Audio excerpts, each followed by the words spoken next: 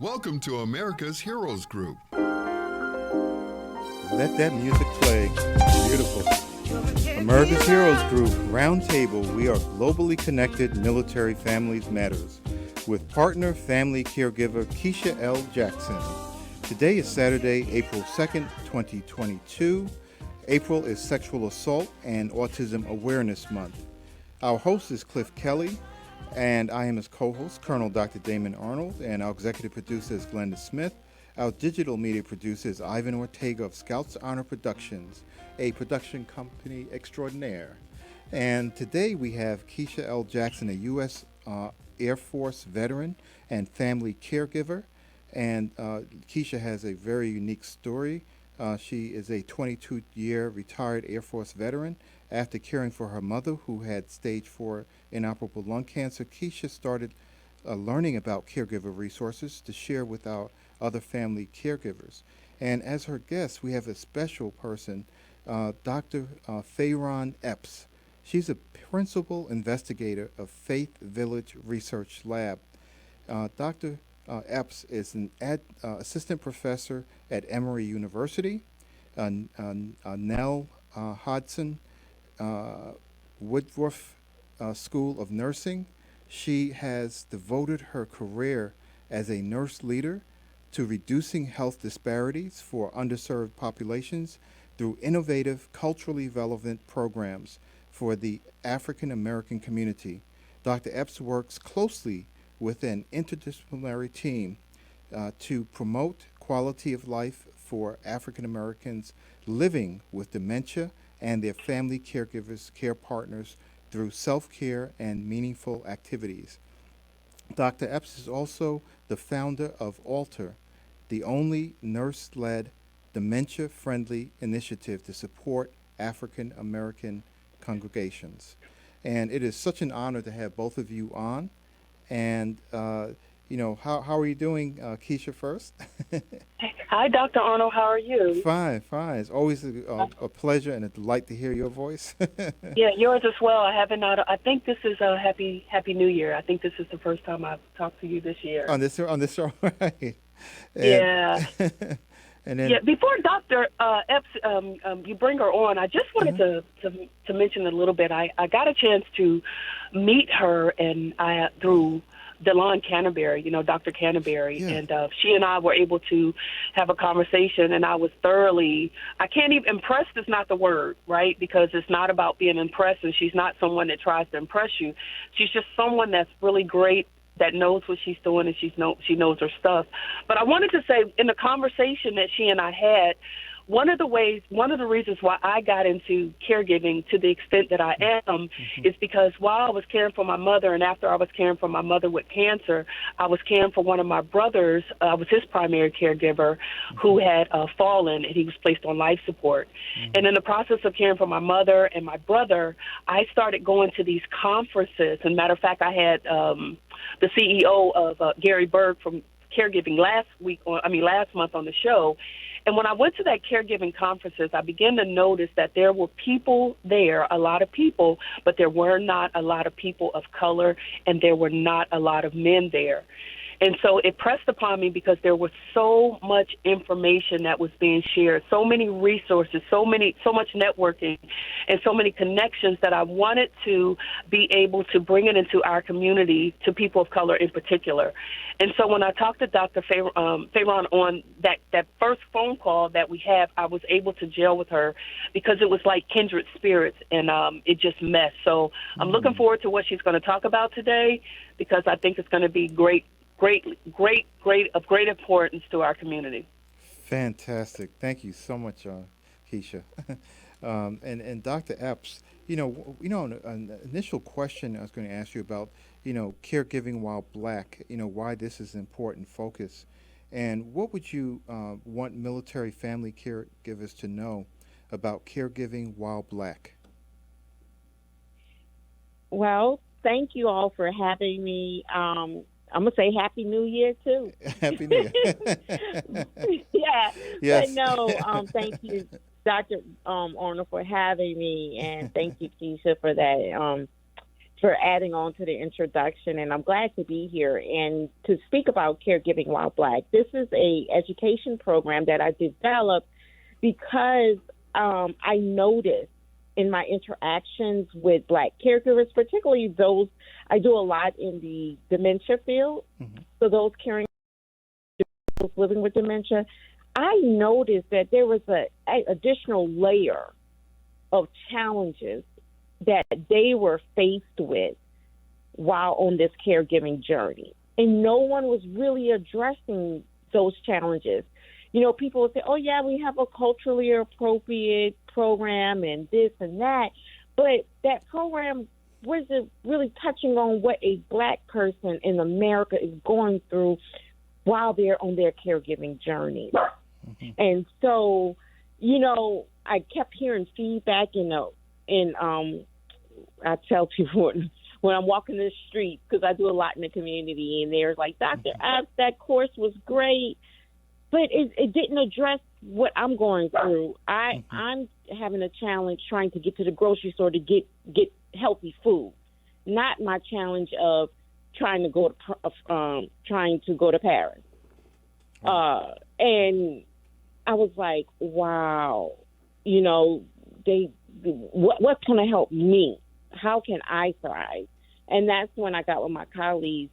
Dr. Arnold was like, we have to do something about this. And, you know, I've developed other education programs, and they were just really general. They were really general. And I said, you know what? Let me bring my peeps. Let me bring my peeps in, and let's address this. Being Black in America and being a caregiver, and how can we manage home life? How can we navigate with the healthcare system? And how can we take care of ourselves? So I'm going to pause right here because I can keep on going and going, Dr. Arnold. But really important. I mean, you bring up some extremely important points. And, you know, there's one thing we can always theorize about things and think about cures, but we have to talk to people to see if they're working and how, you know, how they fit into this treatment or healthcare model, right, for making their lives better. So I had to applaud you for that. Thank you. Yeah, and it's about having better outcomes. And so I am a nurse. I've been a nurse for over 20 years. And, you know, I've seen some things, and I think all of us who've interacted with the healthcare system, if we can just take a minute and just pause right there, we'll know that we've seen stuff. And now a lot of things are coming to the light about some medical discrimination and things like that. Yes. But I know as one person, I cannot change the system. But I felt that if I get with my colleagues, we can empower Black caregivers, Black patients, so when they interact with the health system, they can get better outcomes because now we're giving them the tools that they need.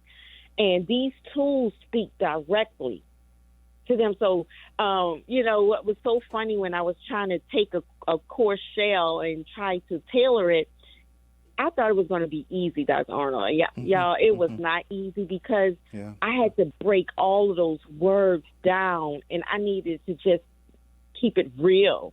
Right. And that's what this course does. And when I brought in physicians, they was like, all right, Fayron, what you want me to talk about? Well, what? And I was like, you know what? I brought them in the studio. I said, forget your job. I want you to tell me what you want to tell every Black patient that comes across your threshold, comes in your clinic, that you cannot because of the constraints of your workplace. Right. And they say, you for real? I said, I am for real. Yes, yeah. And I said, let it loose. And I learned, like I said, I've been a nurse for 20 plus years. I even learned some things on how to interact with the health system, how much time, how to navigate my time and a physician's with a visit with a provider. Yeah. You know, understanding that they have their agenda, I have my agenda. How can we come together to get the things that we need, and how to have the hospital with discharge planning? I mean, we go through all of that in this program. And I walked away. I didn't even take the course. I just put it together, but I walked away like, wait, now I really know how to take care of myself and even help my family members. Yeah. So what are some of the resources available for veterans, active military and their families, with respect to health and mental health issues? Dr. Arnold, go ahead, Fayron.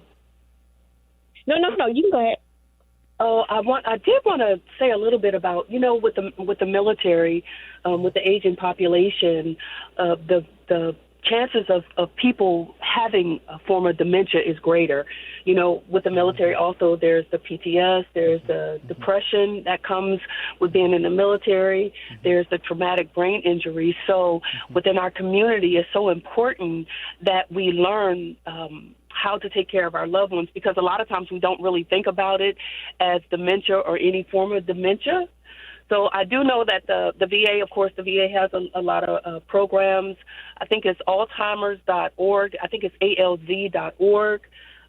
There's there's a lot of information. There's a lot of resources out there that are available for people. When you think about blacks as a whole, a lot of times us as caregivers, you'll hear about us being underpaid or not paid, and with this being April being Volunteer Appreciation Month, this is a time to definitely honor those caregivers, because a lot of times, like I was saying, we're not paid. And right now we're going back with the government in terms of, are we going to cut funds for caregivers or not caregivers?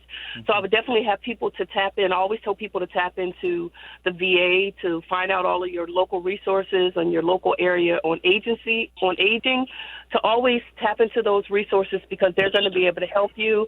You have AARP. Those are in your local areas. They're going to be specifically to help you get help in those areas. But yeah, this Caregiving While Black course, I think it could be very, very helpful for people as well. Even those in the military. You bring up a really important point, because we have to really look at this comprehensively, because one of the things that we always run into is that there are not enough care mental health providers as well, right? Psychiatrists, psychologists, and even social workers and people who are trained in taking care of people with mental health issues. And that in itself causes, I guess, more problems for caregivers, because if you can't find someone, to take care of your loved one, then you're still, it's like doubly being hit, right? Because not only do you have to take care of them, but you're searching all over the place to find out who can take care of them. Yes, and so I actually run into that a lot when I'm in the community, because people, where do I go? You're saying I think I may have a problem. You're out in the community. You're talking about this, but now I need to go see a provider. Where do I go? And I am now working. Now I'm taking it on as working with agencies, so we can find have a hub where they can go and type in their zip code. So if someone takes a memory questionnaire online using mybrainguide.org, afterwards we will be putting up a tab that will come up. If you need to see a doctor, type in your address. These are the types of doctors that you can go and see, or call your insurance company and say, these are the ones that you want to see. But that is a problem. And I want to tell something else that we're noticing. When they do get to the doctor, a lot of doctors are dismissing the complaint that they're bringing forth, especially if they don't look the typical way that they think someone with this diagnosis should look. And that's not right. And so I want to tell all our listeners, if that is happening, do not take that and say, oh, I guess I can't get help. No, you reach out more to some of the resources that were mentioned, or go to another doctor until you find someone that does listen to what's going on with you or the person you're caring for. Yeah, I couldn't agree with you more about that. You just can't brush things under the carpet. And one of the things, I'm going to get on my public health soapbox now, but one of the things I'm thinking about is in the background is COVID-19. And, in communities of color, the Latino community, African-American community, the vaccination rates aren't as high as they should be. And it was kind of interesting, and I'm not sure what the implications for this are, but when I looked at the Mayo Clinic reports about the association between COVID-19 and the more rapid progression of things like Alzheimer's disease, it's tied into other mental health issues, including things like Parkinson's disease itself, just the anatomical piece of it. But it seems like this is actually affecting multi-organ systems. And a report just came out 2 days ago about the progression of heart disease from the CDC, where they're finding people who were not vaccinated have a higher incidence of heart disease. And I'm wondering, what is the implication of this for the mental health field? And will there be things like we have long hauler syndrome, where people are in a fog and those kinds of things? So there may be mental health implications coming out of this pandemic that we're not really looking at yet, or that will need more special attention. So, what advice would you give military family caregivers? How can they seek more information, or is there a place they can go to get the kind of help they need? Because sometimes you have to step in for someone who has a mental illness, because you notice things that are happening, and the person may not feel, or may feel threatened by that, or feel embarrassed about it, or going through other things, that where they're just trying to downplay what's going on. So, what advice would you give to the caregivers and to family members as far as seeking advice and becoming a caregiver to begin with? Yeah, and so I think I'll piggyback on some of the resources that was mentioned before. And, as we're seeking help for those with mental health illnesses, and even for those with neurocognitive diseases, because that's where dementia will fall under, it is using the resources, tapping into the resources as part of the VA system, but also outside of the VA system. Both of my parents are retired from the military, and I tried to make sure I stressed to them, the resources within the VA system is great, but also AARP is awesome, because they have so much information about caregiving. And if you're in the beginning, they have Prepared to Care guide. So they have a lot of resources that they have put out. I partner with them so we can educate the community, and for those that are interested on learning how to be a caregiver or how to utilize resources, they're really good. And then each condition, if someone is diagnosed with a particular condition, they have an association that caregivers can tap into. So if it's Parkinson's, there's a Parkinson's association. If it's dementia, then it's Alzheimer's association, and several others as well. So it just depends on what the person is diagnosed with, or maybe what they're dealing with. Then they can tap into that as well. And I'm sorry, Dr. Arnold, I think I might have cut you off. Oh, no, you weren't. I was just agreeing with you. I think this is fantastic, these resources. I wanted to jump in and say something, because I know our time is almost up. But I had someone one of my friends on the show last year who was caring for her mom with a form of dementia, Loretta Vini. And she mentioned, and I say this because of resources, she said her mother was diagnosed with early dementia in 2006. And at that time, she didn't seek out resources because she felt like she was financially able to take care of it. And it wasn't until 3 years later where she realized that her funds were being depleted, and she was like 23,000, like 692 on the list. Wow. And it wasn't until it took a full 8 years for her to be able to get the assistance that she needed for her mother. So I just say that because, as Dr. Epps has said, and I've said, there are resources out there. Start early, having those meetings, those counseling, going to doctors, having those appointments, finding out what's out there, what's available to help you, so you can help your loved one and you could actually help yourself. Yes, yeah. So if we have something going on with a leaky roof, we want to make sure we have the maintenance in place first, and anticipating something that may be coming down the road. We have to really be cognizant and having situational awareness and be aware that these things are going to be needed, those services. So really, a very wise a recommendation to people who are out there listening. But we're running out of time, as you were saying. I just, this is such an important topic, and I'm really looking forward to having the likes of Keisha L. Jackson and Dr. Fayron Epps coming back here to talk us more about this, because I think this is going to become an increasing problem in our community as people are aging now as well. And as I was mentioning, the COVID, I'm still very, very cognizant. Up to 2 years ago, I was mentioning that you may have multi-organ system involvement because this virus attacks blood vessels throughout the body, and it looks like some of that is coming to light now that these things are happening. So we don't know what's going to be needed out there. You put that on top of TBI or PTSD and depression and dementia and Alzheimer's disease. It's not a good recipe, that we're following right now. So I want to thank our outstanding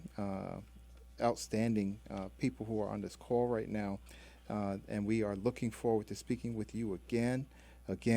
Dr. Epps and Keisha L. Jackson, our partner in this web of informing our veterans. And want you to stay with us and stay with us. We're going to be right back very shortly.